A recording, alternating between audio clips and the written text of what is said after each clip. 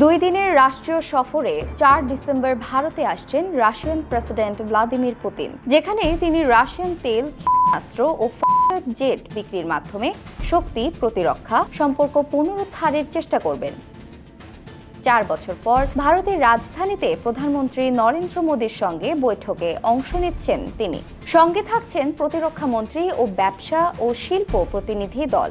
রাশিয়ার সঙ্গে দীর্ঘদিনের ঘনিষ্ঠ সম্পর্ক থাকা সত্ত্বেও পশ্চিমা নিষেধাজ্ঞা ও যুক্তরাষ্ট্রের তেল ক্রয় বাড়ার ফলে ভারতের রাশিয়ান কাঁচা তেল আমদানি 3 বছরে সর্বনিম্ন পর্যায়ে নেমে এসেছে। এই সফরে প্রতিরক্ষা ক্ষেত্রে নতুন চুক্তির জোরালো সম্ভাবনা রয়েছে, বিশেষ করে S-400 এয়ার ডিফেন্স সিস্টেম ও সুখোই 30 জেট নিয়ে আলোচনার বিষয় সামনে আসছে। পাশাপাশি পশ্চিমা নিষেধাজ্ঞার চাপ কমাতে এবং নায়ারা এনার্জির তেল সরবরাহ ও প্রয়োজনীয় যন্ত্রাংশ নিশ্চিত করতে ভারতীয় সহযোগিতাও চাইবে মস্কো। সফরের আগে দুই দেশের কর্মকর্তারা প্রতিরক্ষা, শিপিং, কৃষি ও পারমাণবিক শক্তি নিয়ে আলোচনায় বসেছেন।